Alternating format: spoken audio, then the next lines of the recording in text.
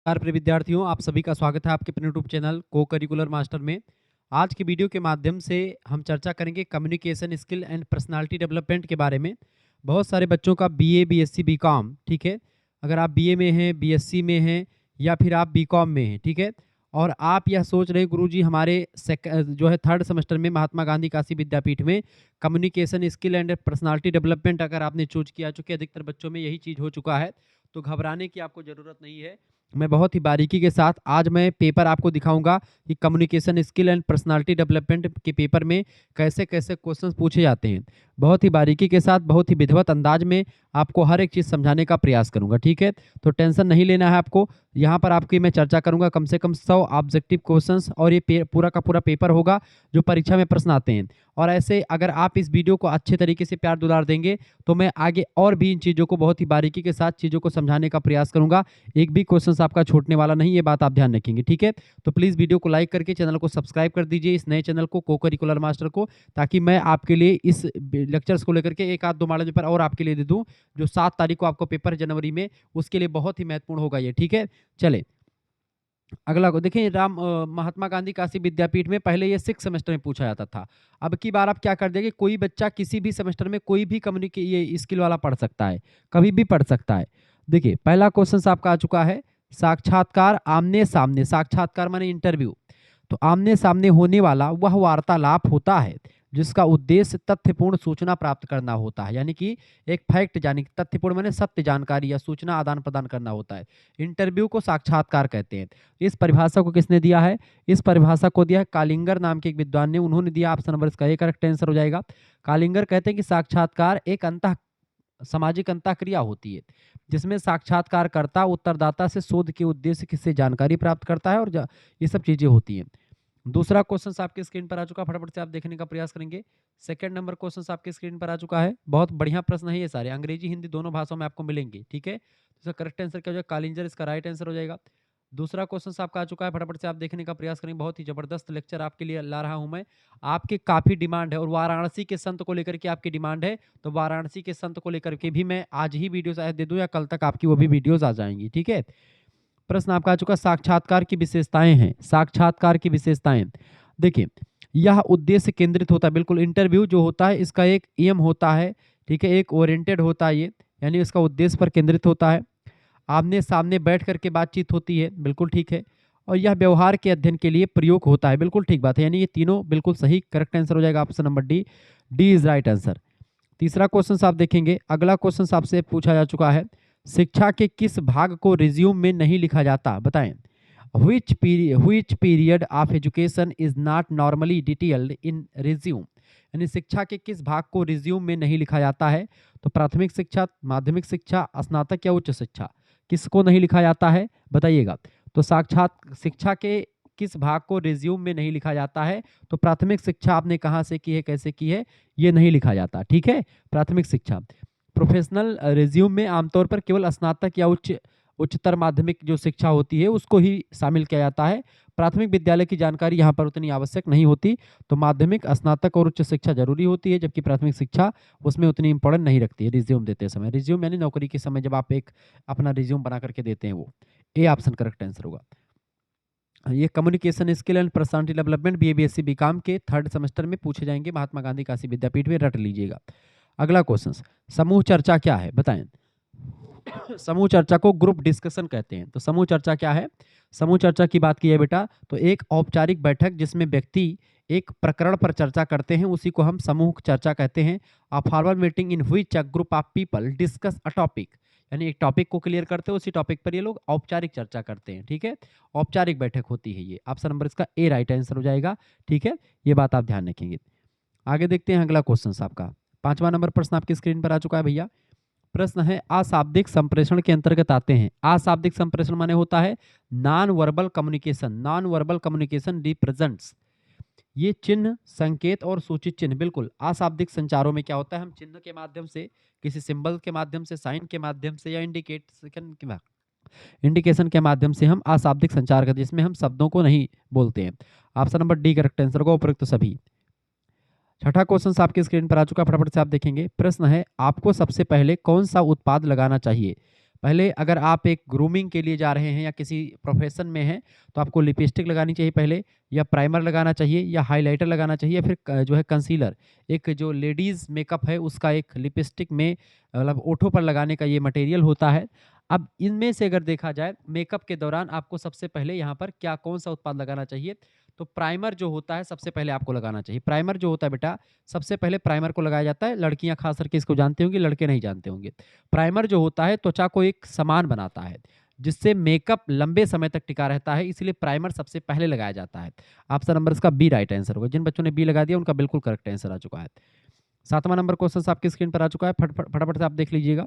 निम्नलिखित में से कौन-सा व्यक्तित्व के एस बड़े गुणों में से एक नहीं है? बताएँ। जो 4 यस का सिद्धांत है व्यक्तित्व को लेकर के, यानी पर्सनालिटी डेवलपमेंट को लेकर के 4 यस का सिद्धांत दिया जाता है। 4 यस के सिद्धांत में 4 यस और चारों का मतलब अलग-अलग होता है। एक यस का मतलब होता है बेटा शॉर्टनेस, ठीक है? दूसरे यस का मतलब, पहले यस का मतलब होता है शॉर्टनेस, दूसरे का मतलब होता है आपका सिंपलिसिटी, तीसरे का मतलब होता है यस का स्ट्रेंथ, और चौथे यस का मतलब होता है आपका जो है सिंसियरिटी। यानी कि एक प्रभावी संदेश जो होता है, वो एक प्रकार से सबसे पहली बात क्या होता है, वो एक प्रकार से शॉर्टनेस होता है, यानी कि वो संक्षिप्त होता है। दूसरी बात है वो कैसा होता है, सिंपलिसिटी होती है उसमें, यानी कि वो शक्तिशाली होता है, ठीक है? ठीक है, क्लियर कैसा होता है वो, सरल, सॉरी सिंपलिसिटी माने सरल होता है, सामान्य होता है। तीसरा होता है आपका स्ट्रेंथ, यानी शक्तिशाली होता है। और आपका चौथा होता है, चौथा इसका मतलब क्या होता है, चौथा इसका मतलब होता है सिंसियरिटी, यानी कि वो ईमानदार भी हो, मतलब ईमानदार भी। एक व्यक्तित्व के लक्षण में ये, इसमें आपका ये चारों चीज़ें शामिल होती हैं, ये बात आप ध्यान रखेंगे, ठीक है? तो यहाँ पर आपसे प्रश्न क्या पूछा गया है? तो ये 4 इयर्स का सिद्धांत, इसके बाद वाला क्वेश्चन से। तो यहाँ से प्रश्न क्या है, 7वें नंबर प्रश्न आप बताएँगे। तो इसमें से आपसे कह रहा है कि 5 बड़े गुणों में से एक नहीं है, कौन-सा? 5 बड़े गुणों में से एक नहीं है, तो रचनात्मकता यानी क्रिएटिविटी नहीं है, क्रिएटिविटी, रचनात्मकता ने, बाकी सहमतता, ठीक है, कर्तव्यनिष्ठता और मनोविक्षुब्धता। ये तीनों जो होते हैं, ये एक प्रकार से मनोवैज्ञानिक के अनुसार जो बिग 5 है, यानी 5 बड़े समूह हैं। अगला जो है आपका बिग 5 की अगर बात की जाए, बिग 5, ठीक है? बिग बिग यस या बिग 5 गुणों में सहमति, कर्तव्यनिष्ठता, स्नायु विकृति, यानी कि जिसको आप कह सकते हैं स्नायु विकृति, ठीक है? ठीक है? न्यूरोटिज़्म, ये सब शामिल है, लेकिन रचनात्मकता जो है इसका हिस्सा नहीं होता, तो आपका इसका ए ऑप्शन करेक्ट आंसर हो जाएगा। अगला क्वेश्चन आपका आ चुका 8वां नंबर प्रश्न आप देखेंगे। प्रश्न है संप्रेषण के 4 एस कौन-कौन से, मैंने आपको अभी बता दिया था, shortness, simplicity, strength and sincerity, यानी संक्षिप्तता, साधारणतया और शक्ति और निष्ठावान या ईमानदार। करेक्ट आंसर हो जाएगा आपका ए ऑप्शन में दिया है आपका बिल्कुल, ये चारों ए ऑप्शन लगा दीजिएगा, बिल्कुल करेक्ट है। Shortness, simplicity, strength and sincerity, ये 4 एस होते हैं कम्युनिकेशन के दौरान, ठीक है?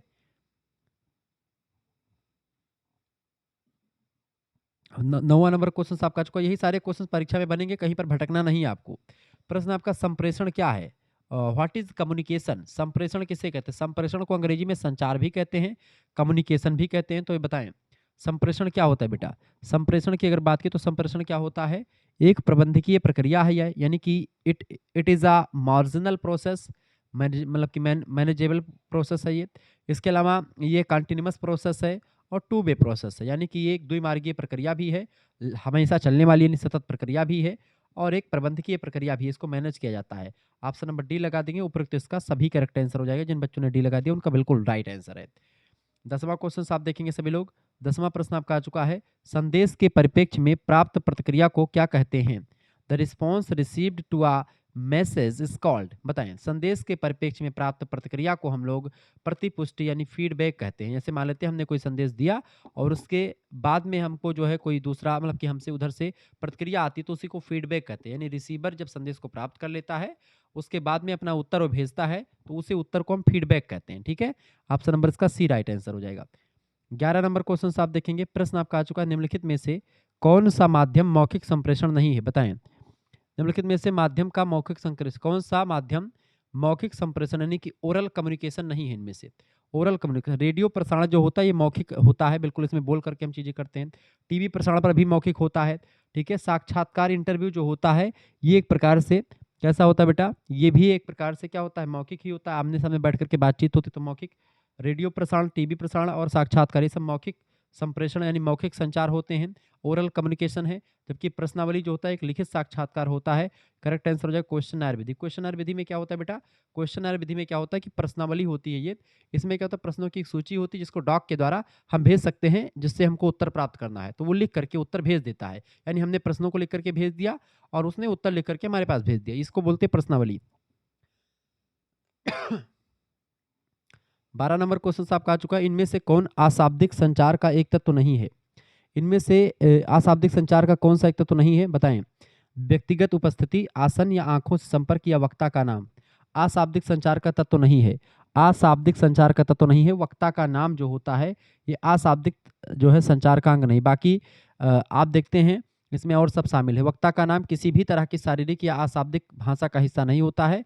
बाकी आपका व्यक्तिगत उपस्थिति यानी पर्सनल अपीयरेंस, आसन यानी कि पोस्चर आपका क्या है, और आई कांटेक्ट यानी आंखों का संपर्क भी आपका मायने रखता है किसी भी बातचीत में। अगला क्वेश्चन 13 नंबर प्रश्न आपका आ चुका, शाब्दिक कठिनाइयां संबंधित हैं। शाब्दिक कठिनाइयां किसमें संबंधित होती हैं, तो शब्दों के साथ संगठित अर्थ से संबंधित होती हैं। ऑप्शन नंबर इसका B correct answer, meaning associated with word, option number इसका बी राइट आंसर होगा। 14 नंबर प्रश्न आप देखेंगे, प्रश्न त्रुटिपूर्ण अनुवाद संबंधित है। त्रुटिपूर्ण अनुवाद यानी कि जो फाल्टी जो एक प्रकार से ट्रांसलेशन होता है, त्रुटिपूर्ण अनुवाद जिसको कहते हैं, ये यानी फॉल्टी ट्रांसलेशन रिलेटेड टू, तो ये किससे संबंधित होता है बेटा, ये शब्दार्थ अवरोध से संबंधित होता है, यानी कि शब्द का अर्थ नहीं निकल पाता, वो रुक जाता है, अवरोध हो जाता है, ठीक है। तो सेस्मेंटिक बैरियर्स कहते हैं इसको। ऑप्शन नंबर इसका ए करेक्ट आंसर हो जाएगा। नेक्स्ट क्वेश्चन आप देखेंगे, 15 नंबर प्रश्न आपका आ चुका, बहुत ही जबरदस्त क्वेश्चन है। प्रश्न है, किसको अचेतन उद्देश्यों को उजागर करने की एक विधि के रूप में तैयार किया जाता है, बताएं। 15 नंबर का किसको, तो प्रक्षेपी परीक्षण होता है, उसको बोलते हैं प्रक्षेपी, यानी कि प्रोजेक्टिव टेस्ट जो होता है बेटा, प्रक्षेपी टेक्निक जो होती है व्यक्तित्व परीक्षण की, ठीक है। व्यक्तित्व परीक्षण की जो होती है, यानी ये परीक्षण व्यक्ति के गहरे अचेतन मन की बातों को बाहर निकालने में मदद करता है, ठीक है। तो अचेतन उद्देश्यों को उजागर करने की एक विधि होती है प्रक्षेपी technique, option number B correct answer होगा। 16 नंबर क्वेश्चन आप देखेंगे, प्रश्न है आपका, व्यवहार के विशिष्ट पैटर्न और सोचने के तरीके को संदर्भित करता है जो किसी व्यक्ति के उसके वातावरण के साथ समायोजन को निर्धारित करता है। अभिप्रेरणा, चिंतन, व्यक्तित्व या विकास, इसको बोलते हैं बेटा क्या, व्यक्तित्व, यानी पर्सनालिटी जो होती है वो व्यवहार के विशिष्ट पर्सनालिटी यानी कि व्यक्तित्व व्यवहार के विशिष्ट पैटर्न और सोचने के तरीके को संदर्भित करता है, ठीक है। जो किसी व्यक्ति के उसके वातावरण के साथ समायोजन को निर्धारित करता है। ऑप्शन नंबर इसका सी करेक्ट आंसर होगा, पर्सनालिटी बोलते हैं उसको, सी ऑप्शन इसका बिल्कुल राइट आंसर होगा 16 का, ठीक है। आगे देखते हैं 17 नंबर क्वेश्चन आप देखते हैं, यहाँ पर क्या भरा जाएगा, किसी व्यक्ति के उन गुणों को संदर्भित करता है जो उसे दूसरों से अलग बनाते हैं। सामाजिक पहचान, व्यक्तिगत पहचान, सामाजिक नियंत्रण या सामाजिक स्व। करेक्ट आंसर क्या हो जाएगा इसका, फटाफट से आप बताने का प्रयास करेंगे। बताइए, किसी व्यक्ति के उन गुणों को संदर्भित करता है जो उसे दूसरों से अलग करते हैं, उसी को बोलते हैं व्यक्तिगत पहचान। ऑप्शन नंबर इसका पर्सनालिटी आइडेंटिटी, ऑप्शन नंबर इसका बी राइट आंसर होगा। नेक्स्ट क्वेश्चन 18 नंबर प्रश्न आप देखेंगे, प्रश्न है, बच्चों के व्यक्तित्व विकास में महत्वपूर्ण भूमिका निभाता है। बच्चों के व्यक्तित्व विकास की अगर बात की जाए तो उसमें मातृभाषा जो होती है वो सबसे इंपॉर्टेंट भूमिका निभाती है। Mother tongue is right answer, option number D correct answer होगा। यानी मातृभाषा बच्चों के व्यक्तित्व यानी पर्सनालिटी डेवलप में इंपॉर्टेंट जो है रोल निभाती है। आगे देखते हैं 19 नंबर क्वेश्चन आपकी परीक्षा के लिए बहुत ही जबरदस्त है, प्रश्न आ चुका है आपका, हम अपने विचारों, अपनी अवधारणाओं और भावनाओं को किसके माध्यम से साझा करते हैं, संचार के माध्यम से। बिल्कुल राइट आंसर आपका आ रहा है कम्युनिकेशन, यानी कम्युनिकेशन के माध्यम से, संचार के माध्यम से हम क्या करते हैं, हम अपने विचारों को, अपनी भावनाओं को, अपने इमोशंस को दूसरों तक पहुंचाते हैं। कम्युनिकेशन क्या होता है, दो या दो से अधिक व्यक्तियों के बीच में बातचीत होती है, वो व्यक्ति एक दूसरे से प्रभावित होते हैं, एक दूसरे को जानते हैं, एक दूसरे के बीच में विचार साझा होते हैं, उसी को कम्युनिकेशन यानी संचार कहते हैं, ठीक है। तो संचार कौशल एंड व्यक्तित्व विकास आपको पढ़ना, तो यहीं से क्वेश्चन यही सारे पूछे जाते हैं, कहीं से और कुछ पढ़ना नहीं है, आपको सब कुछ मिल जाएगा। अगर इस वीडियो पे अच्छा खासा व्यूज आ जाता है तो मैं आपके लिए और भी मॉडल पेपर आपके लिए इसके लिए तैयार करूंगा। अगला क्वेश्चन, चलिए प्रश्न आपका आ चुका है, इनमें से कौन सा संचार का प्रकार नहीं है, इनमें से बताएं। मौखिक, अमौखिक, दृश्य या दुख, फटाफट से आप बताएंगे। इनमें से कौन सा संचार का प्रकार नहीं, बताएं। 20 का, इनमें से कौन सा संचार का प्रकार नहीं है, देखिए मौखिक, अमौखिक, दृश्य, ये तीनों संचार के प्रकार होते हैं, जबकि दुख कोई संचार का प्रकार नहीं है, ठीक है। तो ऑप्शन नंबर इसका डी करेक्ट आंसर हो जाएगा इस प्रश्न का उत्तर। 21 नंबर क्वेश्चन आपका आ चुका, नित्या अपने साथियों के साथ एक मुद्दे पर चर्चा करना चाहती थी, यह किस प्रकार का संचार होगा। कोई नित्या नाम की लड़की है, वो अपने फ्रेंड्स के साथ एक मुद्दे पर, किसी इशू है, कोई मुद्दा है, उस पर चर्चा करना चाहती थी।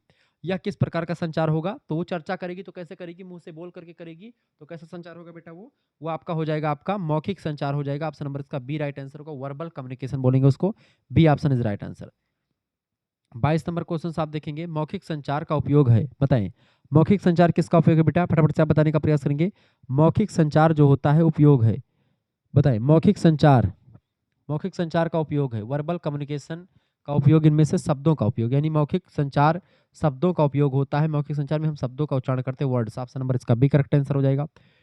नेक्स्ट क्वेश्चन से 23 नंबर प्रश्न आप देखेंगे, शारीरिक भाषा संबंधित है।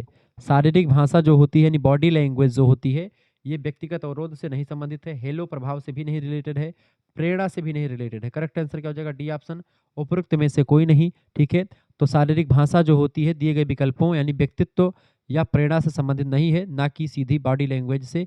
करेक्ट आंसर मतलब कि तो इसमें से कोई नहीं है, ना व्यक्तित्व और ना ही प्रेरणा। 24 नंबर क्वेश्चन आपका आ चुका है, इलेक्ट्रॉनिक मेल है। ईमेल को ही इलेक्ट्रॉनिक मेल कहते हैं। ईमेल जो होता है ये सभी मतलब कि ये समय को बचाता है, बिल्कुल बचाता है। जैसे जब हम पत्र लिखते थे हमारा समय नष्ट होता था, ईमेल के माध्यम से बहुत कम समय में हम चीज़ों को जान पाते हैं। एक पत्र को दूसरे पत्र के माध्यम मतलब दूसरे व्यक्ति के पास आसानी से भेज सकते हैं। आसानी से पुनः प्राप्त भी किया जा सकता है ईमेल को, और जल्द होता है, यानी सब काम इसमें सभी काम फायदे के हैं। Has all their advantage. Option number इसका डी करेक्ट आंसर होगा, 24 का डी ऑप्शन लगा देंगे। 25 नंबर क्वेश्चन आपका आ चुका है, प्रश्न है पाठ संदेश है। पाठ संदेश यानी टेक्स्ट मैसेज क्या होता है बेटा? पाठ संदेश यानी टेक्स्ट मैसेज जो है ये एक प्रकार से एक त्वरित संदेश होता है, शब्द संदेश भी है और मोबाइल संदेश भी। करेक्ट आंसर क्या हो जाएगा? तीनों। डी ऑप्शन उपयुक्त सभी इसका राइट आंसर हो जाएगा। आगे देखेंगे 26 नंबर प्रश्न आपका आ चुका है, फटाफट से आप देखने का प्रयास करेंगे। 26 नंबर क्वेश्चन आपका आ चुका बेटा, प्रश्न है कौन सा शारीरिक भाषा का प्रारूप है? कौन सा शारीरिक भाषा का प्रारूप है? तो सामीप्य भाषा जो होती है ये भाषा का प्रारूप होता है, जिसको आप कह सकते हैं प्रोक्सिमिक्स। ठीक है, शारीरिक भाषा का प्रारूप ये होता है आपका समीप्य भाषा। ऑप्शन नंबर इसका, इसमें यह देखा जाता है कि दो व्यक्ति बात करते समय एक दूसरे से कितनी दूरी पर खड़े हुए, उसी को समीप्य भाषा कहते हैं। जैसे कि जैसे आप मान लेते हैं बॉयफ्रेंड गर्लफ्रेंड बात करेगा, तो वो आप देखते हैं उसके बीच की दूरी कम से कम 1 या 2 फुट की होगी, बहुत कम दूरी पर होंगे, यानी यहाँ पर बॉयफ्रेंड खड़ा है, यहाँ पर गर्लफ्रेंड खड़ी है, तो ये बातचीत होगी। लेकिन कोई वहीं पर नई-नई अजनबी मिल रहा है, तो यहाँ पर एक व्यक्ति एक लड़की खड़ी होगी, यहाँ पर लड़का यहाँ पर इतनी दूरी पर खड़ा होगा, या कोई पुरुष ही मिल रहे हैं तो थोड़ा दूरी बना करके रखते हैं। तो यहाँ पर तो इस तरीके से उनके बीच में कितना गैपिंग है, कितनी जो है स्थान स्पेस कितना खाली है, उसी को बोलते हैं समीप्य भाषा। ठीक है, 37 नंबर क्वेश्चन, 27 नंबर प्रश्न है आपका, कौन सा दैहिक भाषा का स्वरूप नहीं है? दैहिक भाषा का स्वरूप कौन सा नहीं है? दैहिक भाषा देखें, मुख्य अभिव्यक्ति जो होती है दैहिक भाषा का ही होती है। दृष्टि संबंध यानी आंखों से देखना, ठीक है, यानी कि फेशियल एक्सप्रेशन, आई कांटेक्ट आपका होगा, भंगिमा यानी कि आपका जो गेस्चर है, आपका जो पोज है, आपके इशारे हैं, वो सब चीज़ें, ये सब आपके होते हैं दैहिक भाषा के स्वरूप में शामिल हैं। जबकि दैहिक भाषा के स्वरूप में क्या नहीं शामिल है? मौखिक यानी ओरल चीज़ें नहीं शामिल हैं। ऑप्शन नंबर डी करेक्ट है, क्योंकि इसमें बोला नहीं आता है। दैहिक भाषा में बॉडी लैंग्वेज में आपका हाथ का इशारा, आपकी आई कांटेक्ट, आपका चेहरे का एक्सप्रेशन क्या है, ये सब देखा जाता है। 28 नंबर प्रश्न आपका, लाल रंग दर्शाता है। लाल रंग जो होता है कम्युनिकेशन में, लाल रंग को ऊर्जा और उत्तेजना का प्रतीक माना जाता है। उत्तेजना यानी जिसको आप कह सकते हैं एक्साइटमेंट, अंगित उत्तेजना। ठीक है, ऑप्शन नंबर इसका करेक्ट आंसर हो जाएगा आपका ए ऑप्शन। अगला क्वेश्चन आपका 29 नंबर क्वेश्चन आप देख लीजिएगा बेटा, प्रश्न है आपका प्रासंगिक अंतर्बोध परीक्षण, जिसको टीएटी निर्माण कहते हैं, बताएं। टीएटी, टीएटी को हिंदी में प्रासंगिक अंतर्बोध परीक्षण कहते हैं। ये एक प्रक्षेपी टेक्निक होती है व्यक्तित्व मापने की, और ये बड़े व्यक्तियों को के व्यक्तित्व को, उनकी पर्सनालिटी को मापने का तरीका होता है टीएटी। थियोमेटिक अप्रोसिएशन टेस्ट कहा जाता है इसका फुल फॉर्म। टीएटी का फुल फॉर्म क्या होता है? थियोमेटिक अप्रोसिएशन टेस्ट। इसको दिया है मार्गन एंड मुरे नाम के एक विद्वान है उन्होंने।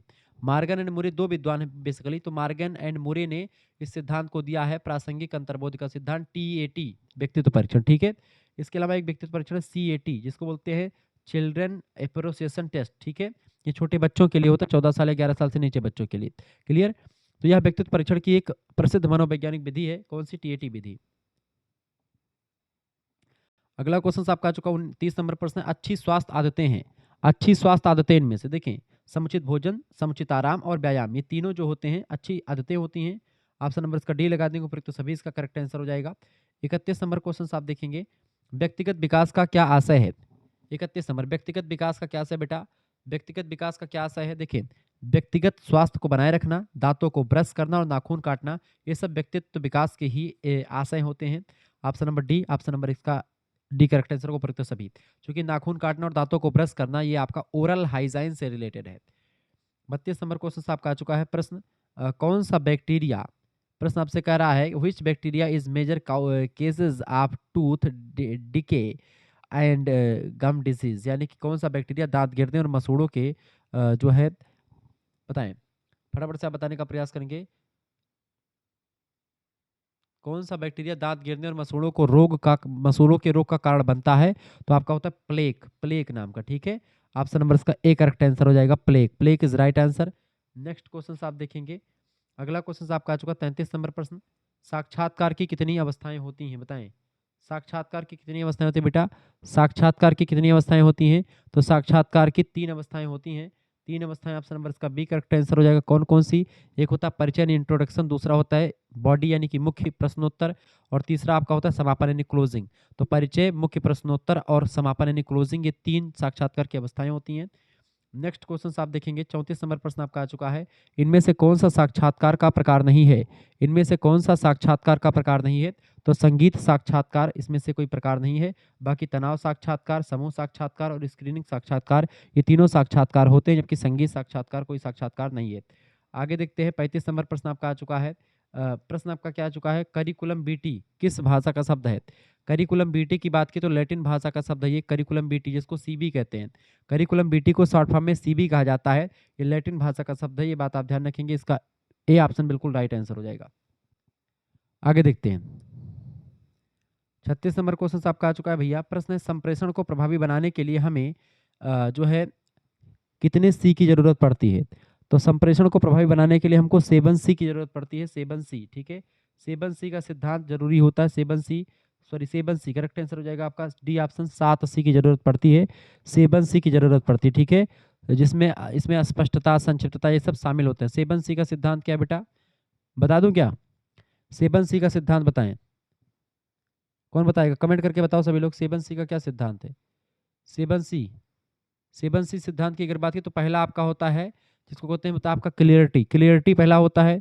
दूसरा होता है आपका, जो पहला होता है आपका स्पष्टता यानी क्लियरिटी, दूसरा होता है आपका संक्षिप्तता यानी कि कॉन्शियसनेस, तीसरा आपका होता है जो है क्या होता है बेटा, उसका होता है कंक्रीटनेस, ठीक है, यानी अपनी बात को तथ्यों के साथ यानी फैक्ट के साथ और आंखों मतलब कि आपका एकदम सही सही जानकारी आपको बताना है, जिसको आप कह सकते हैं। और इसके अलावा आपका होता है अगला आपका करेक्टनेस यानी कि एकदम शुद्धता होनी चाहिए उसमें, ठीक है। इसके अलावा आपका संगतता होनी चाहिए यानी कि जो है जिसको कहते हैं कोहेरेंस, ठीक है। इसके अलावा अपना छठवां सी होता है आपका जो पूर्णता यानी कि कंप्लीटनेस, और सातवां होता है आपका विनम्रता यानी कि जो है जिसको आप कॉर्टेसी बोलते हैं, ठीक है। तो 7 सी के सिद्धांत की अगर बात की बेटा तो ये आपका 7 सी का सिद्धांत संचार में बहुत जरूरी होता है। पहला क्या होता है आपका 7 सी में, पहला होता है क्लियरिटी, ठीक है। दूसरा होता है आपका कॉन्शियसनेस, तीसरा होता है आपका कंक्रीटनेस, ठीक है। चौथा होता है आपका कि जो है करेक्टनेस, पांचवा आपका क्या होता है कंप्लीटनेस, छठा आपका क्या होता है मतलब कि जो है कॉन्सिडरेशन, और आपका सातवां होता है आपका जो है कॉर्टेसी, ठीक है, कॉर्टेसी। ये आपके 7 सी होते हैं, 7 सी का सिद्धांत यही होता है, ये बात आप ध्यान रखेंगे, ठीक है। आगे बढ़ते और चीज़ों को जानने का प्रयास करते हैं। वीडियो को लाइक कर दीजिएगा, चैनल पर नए हैं तो सब्सक्राइब भी कर दीजिएगा। इसी प्रकार से इन्फॉर्मेटिव वीडियो मैं लगातार आपके लिए लाता रहता हूँ, ठीक है। चले चले अगला क्वेश्चन 37 नंबर प्रश्न आपका आ चुका है, प्रश्न है मौखिक प्रस्तुतिकरण के सिद्धांत हैं। मौखिक प्रस्तुतिकरण का सिद्धांत इनमें से कौन सा है, तो मौखिक प्रस्तुतिकरण का सिद्धांत यानी ओरल प्रेजेंटेशन के सिद्धांत में आपका ध्यान आकर्षण सिद्धांत, निश्चित उद्देश्य का सिद्धांत और विश्वास सिद्धांत तीनों शामिल होते हैं। Option number D correct answer हो जाएगा। अगला क्वेश्चन 38 नंबर आप देखेंगे, प्रश्न आपका आ चुका है ईडीआई का अभिप्राय क्या होता है। ईडीआई मतलब होता है इलेक्ट्रॉनिक डेटा मतलब इंटरचेंज, इलेक्ट्रॉनिक डेटा इंटरचेंज इसको कहते हैं, इलेक्ट्रॉनिक डेटा इंटरचेंज, ठीक है। करेक्ट आंसर आपका ए में दिया है, बिल्कुल राइट आंसर आपका ए ऑप्शन होगा, क्लियर। नेक्स्ट क्वेश्चन आपका आ चुका 39 नंबर देखेंगे, किसी विशेषता को संदर्भित करता है जिसमें एक व्यक्ति दूसरे से अपेक्षाकृत अस्थायी और सुसंगत तरीके से भिन्न होता है, तो होता है आपका सील गुण। आपका सील गुण जो होता है बेटा, सील गुण, ठीक है, जिसको आप कह सकते हैं ट्रेल्ट, ठीक है। सील गुण जो होता है क्या करता है, सील गुण की अगर बात की बेटा तो सील गुण जो होता है क्या करता है, ये आपका किसी विशेषता को संदर्भित करता है जिसमें एक व्यक्ति दूसरे से अपेक्षाकृत अस्थायी और सुसंगत तरीके से भिन्न होता है, अलग होता है, वो शील गुण आपका निर्धारित करता है। 40 नंबर क्वेश्चन आपका आ चुका है, अस्पष्ट संचार की ओर ले जाता है। अस्पष्ट संचार यानी क्लियर कम्युनिकेशन तेज कार्य की ओर ले जाता है, फास्टर वर्क की ओर ले जाता है, तर्क फास्टर का वर्क, तेज वर्क, डी ऑप्शन। अगला क्वेश्चन आपका 41 नंबर प्रश्न है, व्यक्तित्व शब्द की उत्पत्ति लैटिन भाषा के किस शब्द से हुई है? व्यक्तित्व शब्द की उत्पत्ति यानी पर्सनालिटी शब्द की उत्पत्ति लैटिन भाषा के परसोना शब्द से हुई है। इसका सी ऑप्शन करेक्ट आंसर हो जाएगा, परसोना शब्द से। ठीक है, परसोना माने होता है मुखौटा, मास्क जिसको कहते हैं। 42 नंबर क्वेश्चन आपका आ चुका, व्यक्तित्व व्यक्ति में उन मनोशारीरिक अवस्थाओं का गतिशील संगठन है जो उसके पर्यावरण के साथ उसका अद्वितीय सामंजस्य निर्धारित करता है। यह परिभाषा किस विद्वान की है? यह परिभाषा बेटा किसकी है? ये परिभाषा को दिया था, किसने दिया था? अल्पोर्ट नाम के एक विद्वान, उन्होंने दिया था। किसने दिया था? अल्पोर्ट नाम के विद्वान ने व्यक्तित्व विकास की परिभाषा को देते हुए कहा था। ठीक है, ऑप्शन नंबर इसका बी राइट आंसर होगा। 43 नंबर प्रश्न आपका आ चुका है, सेल्डन के अनुसार व्यक्तित्व के प्रमुख प्रकार। सेल्डन ने व्यक्तित्व के 3 प्रकार बताए हैं, कौन कौन से? 3 प्रकार कौन कौन से बताए बेटा सेल्डन ने? एक है आपका एंडोमार्फिक, ठीक है, एंडोमार्फिक। दूसरा आपका क्या होता है? पहला एंडोमार्फिक, दूसरा आपका होता है मेसोमार्फिक और तीसरा होता है एक्टोमार्फिक। ठीक है, एंडोमार्फिक, मेसोमार्फिक और एक्टोमार्फिक, ये 3 प्रकार के व्यक्तित्व होते हैं सेल्डन के अनुसार। अगला क्वेश्चन आप देखते हैं, 44 नंबर प्रश्न आपका आ चुका है, कार्ल जुंग के अनुसार व्यक्तित्व कितने प्रकार है? कार्ल जुंग ने व्यक्तित्व को 2 प्रकार से बताया है। कार्ल जुंग ने कौन कौन से? 2 प्रकार हैं, दोनों बेसिकली कौन कौन से? पहला है बहिर्मुखी, दूसरा अंतर्मुखी। बहिर्मुखी व्यक्तित्व वाले होते हैं जैसे गांव समाज में जैसे हिला मिला रहते हैं, खूब बोलते हैं, हंसते हंसी मजाकिया वाले होते हैं। जबकि जो ये वाले होते हैं अंतर्मुखी, ये व्यक्ति घर घुसना होते हैं, किसी से कोई बातचीत नहीं करते हैं, अपने में खोए रहते हैं, इनसे दुनिया से कोई मतलब नहीं होता जल्दी। ठीक है, तो कार्ल जुंग ने व्यक्तित्व को 2 भागों में बांटा है, अंतर्मुखी और बहिर्मुखी। व्यक्तित्व के विकास के घटक, व्यक्तित्व के विकास के घटक कौन कौन से हैं? तो व्यक्तित्व के विकास के घटक में आपका शरीर, ग्रंथियां, वातावरण तीनों शामिल हो जाते हैं। Option number D correct answer हो जाएगा, उपरोक्त सभी इसका राइट आंसर हो जाएगा। ठीक है, अगला क्वेश्चन 46 नंबर देखेंगे, प्रश्न है व्यक्तित्व के मापन की विधियां हैं। व्यक्तित्व के मापन की विधियों की बात की जाए, साक्षात्कार, प्रश्नावली, प्रक्षेपण, ये सारी विधियां व्यक्तित्व को मापने की ही होती हैं। ठीक है, option number D right answer होगा, उपरोक्त सभी विधियां व्यक्तित्व को मापन की ही हैं। 47 नंबर प्रश्न आपका आ चुका है, रोसा शाही धब्बा परीक्षण में कितने कार्डों का प्रयोग किया जाता है? रोसा, हरमन रोसा इनका पूरा नाम है। तो रोसा शाही धब्बा परीक्षण यानी कि जो है रोसा हरमन धब्बा यानी कि जिसको कह सकते हैं रोसा इंक ब्लॉट टेस्ट, तो इसमें कितने कार्डों का प्रयोग करते हैं? इसमें हम कुल मिलाकर के 10 कार्डों का प्रयोग करते हैं। ऑप्शन नंबर इसका ए करेक्ट आंसर हो जाएगा। शाही धब्बा परीक्षण किसने दिया? हरमन रोसा ने दिया। ये भी प्रश्न कई बार परीक्षा में पूछा गया है। 48 नंबर क्वेश्चन आप देखेंगे, समूह चर्चा के समय निम्न में से किसे नजरअंदाज करना चाहिए? समूह चर्चा के दौरान निम्न में से किसे नजरअंदाज करना चाहिए?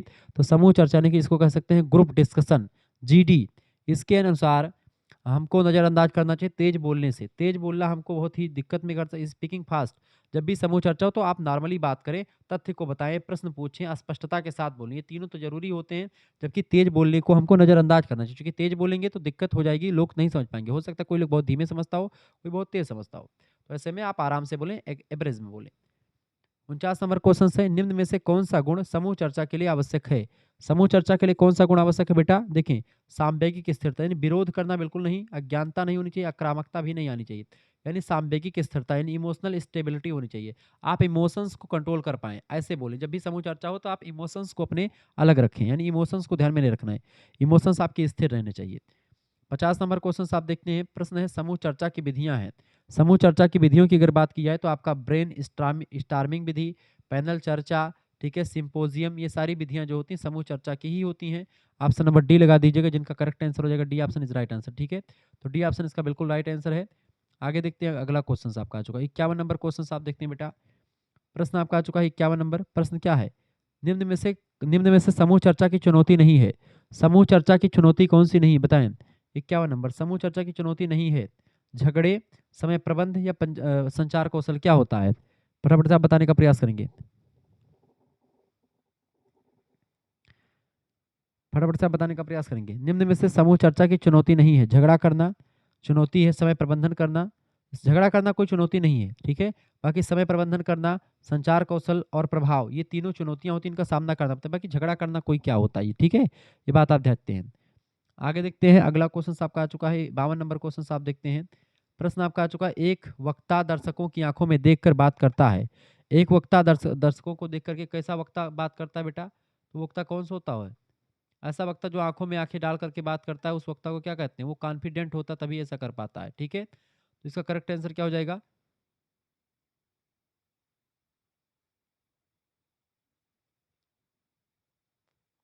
52 नंबर का करेक्ट आंसर क्या हो जाएगा बेटा आपका? आत्मविश्वासी होना बहुत जरूरी होता है, उसका ऑप्शन नंबर इसका ये करेक्ट आंसर हो जाएगा। ठीक है, अगला क्वेश्चन आपका आ चुका है। प्रश्न है, शरीर भाषा की प्रमुख बीमारियां कौन कौन सी हैं? चिन्ह भाषा, काइनेमिक्स और प्रोक्सिमिक्स, ये तीनों जो है ये शरीर भाषा की बीमारियां होती हैं। ऑप्शन नंबर इसका डी राइट आंसर हो जाएगा। अगला क्वेश्चन आपका आ चुका है, वीडियो कॉन्फ्रेंसिंग के लिए निम्न उपकरणों की आवश्यकता होती है। वेब कैम, कंप्यूटर, माइक्रोफोन, इन सभी की जरूरत पड़ती है। ऑप्शन नंबर इसका डी राइट आंसर को उपयुक्त तो सभी इसका करेक्ट आंसर हो जाएगा। अगला क्वेश्चन आपका है 55 नंबर, ईमेल एड्रेस में @ से पहले लिखा हुआ नाम क्या कहलाता है? तो @ से लिखा हुआ पहले नाम जो होता है वो क्या कहलाता है? डोमेन नेम या फिर यूज़र आईडी। देखें, से पहले वाला जो हिस्सा होता है उसी को हम क्या बोलते हैं? जैसे कि आपका जो आपका होता है वो ईमेल, इसके @ से पहले उसको क्या बोलते हैं? उसको बोलते हैं यूज़र नेम। ठीक है, उससे पहले वाले को यूज़र नेम बोलते हैं और बाद वाले को डोमेन नेम बोलते हैं। यानी इसे मान लेते हैं आपने लिखा, जैसे आपका कोई नाम मान लेते हैं रोहित, आपने लिखा रोहित। ठीक है, रोहित 123 @gmail.com। तो ये gmail.com जो है ये आपका डोमेन नेम होता है। ठीक है, gmail.com ये आपका डोमेन नेम होता है, जबकि आपका जो नाम है जैसे रोहित 123, ये रोहित 123 आपका क्या है? ये आपका यूजर आईडी है। ठीक है, ऑप्शन नंबर इसका सी करेक्ट आंसर होगा। आगे देखते हैं 56 नंबर क्वेश्चन आपका आ चुका है, निम्नलिखित में से क्या सामान्य है? फेसबुक, ट्विटर, इंस्टाग्राम या पिन ट्रेस्ट, ये मतलब सामान्य, क्या सामान्य है? फेसबुक, ट्विटर, इंस्टाग्राम, तो ये सभी जो है सोशल मीडिया साइट्स हैं। ऑप्शन नंबर इसका बी करेक्ट आंसर हो जाएगा। 57 नंबर क्वेश्चन आपका, कम्युनिकेशन शब्द बताएं। कम्युनिकेशन शब्द जो है किससे बना हुआ है? कम्युनिकेशन शब्द की बात की जाए तो कम्युनिकेशन शब्द जो है कम्युनिस्ट शब्द से बना हुआ है, या कॉमन शब्द से, या कम्युनिकेयर शब्द से? तो मूल शब्द जो है आपका कम्युनिस्ट या कम्युनिकेयर शब्द, तो कम्युनिस्ट या कम्युनिकेयर शब्द दोनों शब्दों से बना हुआ है। करेक्ट आंसर आप डी लगा दीजिएगा, कम्युनिस्ट शब्द। ठीक है, कम्युनिस्ट शब्द इसका करेक्ट आंसर हो जाएगा बेटा। ठीक है, तो इसका मतलब होता है टू शेयर करना, to make common. Correct answer क्या? कम्युनिस्ट शब्द से बना हुआ है। बेसिकली आप देखते हैं कम्युनिस्ट शब्द से बना हुआ है, लेकिन कम्युनिस्ट या फिर कम्युनिकेयर बाद में भी आता है, तो कम्युनिकेयर शब्द भी आपका इसका करेक्ट आंसर हो सकता है, और कम्युनिस्ट शब्द दोनों आपका इसका राइट आंसर हो सकता है। ठीक है, तो ए मतलब कि बी एंड सी डी दोनों करेक्ट आंसर हो जाएंगे, लेकिन है नहीं ऑप्शन में ऐसा। तो कम्युनिकेयर शब्द से भी आप कर सकते हैं और कम्युनिस्ट शब्द से भी कर सकते हैं, दोनों से बना हुआ। 58 नंबर क्वेश्चन आपका जो संचार प्रक्रिया के तत्व हैं, भेजने वाला, माध्यम, प्राप्त करता है, तीनों जो है संचार प्रक्रिया के तत्व हैं। डी ऑप्शन राइट आंसर हो जाएगा। अगला क्वेश्चन आपका आ चुका है 59 नंबर, निम्न में से अमौखिक संचार का प्रकार नहीं है। अमौखिक संचार का प्रकार कौन सा नहीं? फटाफट से आप बताने का प्रयास करेंगे। अमौखिक संचार का प्रकार कौन सा नहीं है? सभी लोग बताने का प्रयास करेंगे, इसका राइट आंसर क्या हो जाएगा? 59 नंबर क्वेश्चन आप बताइएगा बेटा। 59 नंबर क्वेश्चन आपका आ चुका है, निम्न में से कौन कौन सा संचार का प्रकार नहीं है? बताएं। देखिए, जेस्चर, पॉस्चर और आई कांटेक्ट। ठीक है, जेस्चर, पॉस्चर और आई कांटेक्ट जो होता है, ये सब आपके क्या होते हैं? ये सब अमौखिक जो है संचार के प्रकार होते हैं, जबकि रिपोर्ट जो होता है ये नहीं होता। ऑप्शन नंबर इसका ए करेक्ट आंसर हो जाएगा। 60 नंबर क्वेश्चन आप देखेंगे, प्रश्न है, निम्न में से क्या प्रभावी श्रवण कौशल का आधार नहीं है? प्रभावी श्रवण कौशल का आधार क्या नहीं है? सूचना लिखना जो होता है ये इसका प्रकार नहीं है, बाकी आपका नोट के लिखना, पत्र लिखना, भविष्य कथन, ये तीनों जरूरी होते हैं। ऑप्शन नंबर इसका एक करेक्ट आंसर। नोटिंग राइटिंग जो होता है केवल जानकारी सुनने, लिखना सुनने की प्रक्रिया का मुख्य हिस्सा नहीं होता, ध्यान देना और समझना जरूरी होता है। 61 नंबर क्वेश्चन आपका आ चुका है, निम्न में से क्या प्रश्नों का प्रकार नहीं है? बताएं, क्या प्रश्नों का प्रकार नहीं है? देखिए, बंद प्रश्न, खुला प्रश्न, स्मरण प्रश्न, ये तीनों होते हैं, जबकि अस्पष्ट प्रश्न कोई नहीं होता। इसका A option he correct answer हो जाएगा। आगे देखते हैं 62 नंबर क्वेश्चन आपका आ चुका है, जिस व्यक्ति को आप नहीं जानते उनसे निम्न में से किस विषय पर आप बात कर सकते हैं? तो जिस व्यक्ति के बारे में आप नहीं जानते हैं उस व्यक्ति से मिलने पर आप किस विषय पर बात कर सकते हैं? तो खेल के विषय में आप बात कर सकते हैं। ठीक है, ऑप्शन नंबर इसका ए करेक्ट आंसर हो जाएगा। अगला क्वेश्चन आपका आ चुका है 63 नंबर प्रश्न आपका आ चुका है, शब्द संप्रेषण। शब्द संप्रेषण लिया गया है, बताएं शब्द संप्रेषण किससे लिया? कम्युनिकेयर शब्द से लिया गया है, बिल्कुल कम्युनिकेयर शब्द से लिया गया है। ठीक है, कम्युनिकेयर शब्द से बना हुआ है, यानी संचार शब्द किससे बना, कम्युनिस्ट शब्द या फिर कम्युनिकेयर शब्द से बना है। तो कम्युनिकेयर शब्द यहाँ पर चूंकि कम्युनिकेयर शब्द है, यानी जो पहला वाला ऑप्शन था वहां पर भी कम्युनिकेयर ही होगा। ठीक है, कम्युनिस्ट भी गलत नहीं है, ना कम्युनिकेयर गलत है, दोनों सही है। ऑप्शन नंबर 1 करेक्ट आंसर होगा। आगे देखते हैं 64 नंबर क्वेश्चन आपकी स्क्रीन पर आ चुका है। प्रश्न आप देखेंगे, प्रश्न समूह चर्चा के समय व्यवहार के स्वरूप हैं। समूह चर्चा के समय व्यवहार के स्वरूप इनमें से कौन से होते हैं। देखिए आपका जो है कृत्यक आचरण यानी कि टास्क बिहेवियर, ठीक है, अनुरक्षण आचरण यानी कि जो है मेंटेनेंस बिहेवियर, ये भी ठीक है। आत्मनिर्देशन सेल्फ डायरेक्शन बिहेवियर, ये तीनों जो होते समूह चर्चा के समय व्यवहार के स्वरूप होते हैं। ऑप्शन नंबर डी लगा देंगे, उपरोक्त सभी इसका राइट आंसर है। अधिकतर ऐसे में एक ट्रिक आपको बता दूं कि इस वाले पेपर में अगर जब आपको ना पता चले कि कौन सा आंसर सही है तो डी में आपका अगर उपरोक्त सभी दिया हुआ है तो वही करेक्ट आंसर होता है, या ए एंड बी दोनों सही होता है, ये बात ध्यान रखेंगे ऐसे प्रश्नों में। निम्नलिखित में से कौन सा समूह निर्णय का लाभ नहीं है। समूह निर्णय का लाभ क्या नहीं है, तो बहुत समय लगना, ये कोई समूह निर्णय का लाभ नहीं है। बहुत समय यानी टाइम कंज्यूमिंग जो होता है, ये गलत बात है।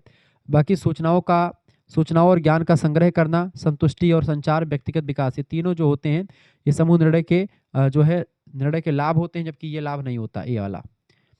66 नंबर क्वेश्चन आप देखेंगे, प्रश्न आपका आ चुका है, मौखिक संप्रेषण एवं सुनिश्चित करता है। मौखिक संप्रेषण क्या करता है, मौखिक संप्रेषण उचित अवधान एवं शीघ्र प्रतिसाद सुनिश्चित करता है, यानी कि ध्यान देना और तुरंत फीडबैक देना, यानी कि शीघ्र वार्तालाप और शीघ्र प्रतिसाद।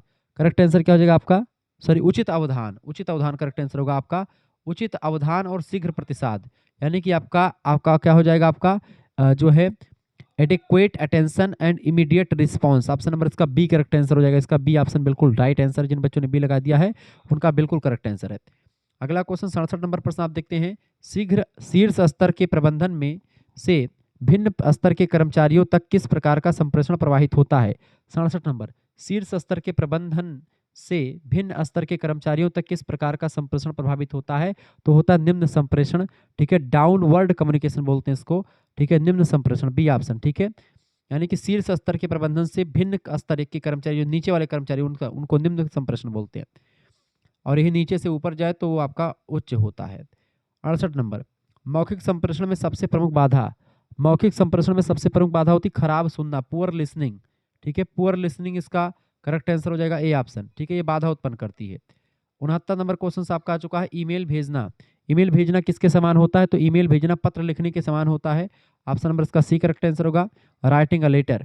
70 नंबर क्वेश्चन आप देखेंगे, प्रश्न है, एक सूची साक्षात्कार जिसे किसके रूप में जाना जाता है। एक सूची साक्षात्कार बताएं, एक बोर्ड साक्षात्कार कह सकते हैं, सॉरी एक पैनल साक्षात्कार। प्रश्न आपका क्या पूछा गया है, एक साक्षात्कार, एक बोर्ड साक्षात्कार जिसे किसके रूप में जानते हैं, एक सूची साक्षात्कार जिसको हम पैनल साक्षात्कार के रूप में जानते हैं। क्या बोलते हैं इसको, सूची साक्षात्कार या पैनल साक्षात्कार। ऑप्शन नंबर इसका ए करेक्ट आंसर हो जाएगा। नेक्स्ट क्वेश्चन 71 नंबर प्रश्न आप देखेंगे, आपका रिज्यूम बायोडाटा एक विशिष्ट उद्देश्य वाला उपकरण होता है, कैसा। 71 नंबर करेक्ट आंसर क्या होगा, फटाफट से आप बताने का प्रयास करेंगे। आपका रिज्यूम या बायोडाटा एक विशिष्ट उद्देश्य वाला उपकरण होता है कार्य प्राप्त करने के लिए, कार्य प्राप्त करने के लिए। ऑप्शन नंबर इसका ए करेक्ट आंसर हो जाएगा। नेक्स्ट क्वेश्चन आपका आ चुका है 72 नंबर, कार्य के आवेदन से पूर्ण प्रकरण में होता है, बताएं। 72 नंबर, कार्य के आवेदन से पूर्ण प्रकरण में होते हैं क्या, शैक्षिक, व्यक्तिगत और व्यावसायिक, तीनों सूचनाएं इसमें शामिल होती हैं। ऑप्शन नंबर डी लगा देंगे, उपयुक्त सभी इसका राइट आंसर होगा। 73 नंबर क्वेश्चन आप देखेंगे, फटाफट से आप देखने का प्रयास करेंगे, बहुत ही जबरदस्त प्रश्न है। व्यवसायिक पत्रों में इनमें से किसने मतलब किससे बचना चाहिए।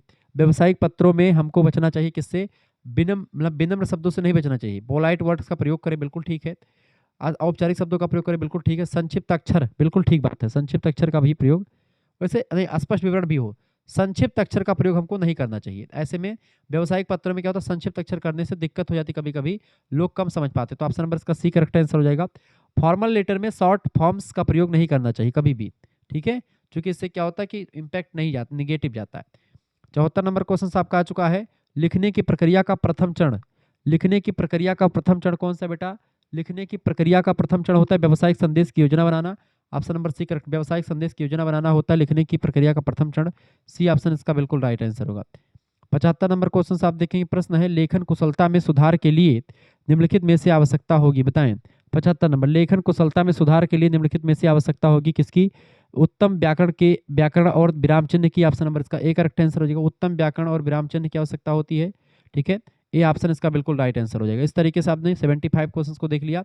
बहुत ही बारीकी के साथ मैंने आपको समझाने का प्रयास किया है। ऐसे ही आपको और भी वीडियोज़ मैं देने का प्रयास करूँगा। अगर आपने इस वीडियो को अच्छे खासे तरीके से लाइक किया, शेयर किया, तो मैं एक क्लास और आपके लिए इसकी लगा दूँगा 100 एमसीक्यूज़ की, जहाँ पर आपको बहुत ही बारीकी के साथ मैं समझाऊँगा। तो यहाँ पर आपके लिए क्लियर हो गया। मेरे हिसाब से इससे बाहर आपका परीक्षा में कुछ आने वाला है नहीं। आप इन चीज़ों को बहुत ही बारीकी फिर से एक बार वीडियो को 2-3 बार देख लीजिएगा। महात्मा गांधी काशी विद्यापीठ के लिए रामबाण है और बाकी 6 सेमेस्टर में जो बच्चे जाएँगे उनके लिए भी इंपॉर्टेंट होगा। ये बात आप ध्यान रखिए। तो communication skill and personality development के ये एमसीक्यूज़ आपकी परीक्षा के लिए बहुत ही महत्वपूर्ण है और बहुत ही ज़रूरी है आपके 7 तारीख की परीक्षा के लिए। धन्यवाद, मिलते हैं फिर नेक्स्ट वीडियो में, तब तक के लिए जय हिंद, जय भारत। आप सभी का बहुत-बहुत धन्यवाद। वीडियो को लाइक कर दीजिएगा, चैनल पर नए हैं तो सब्सक्राइब कर दीजिएगा।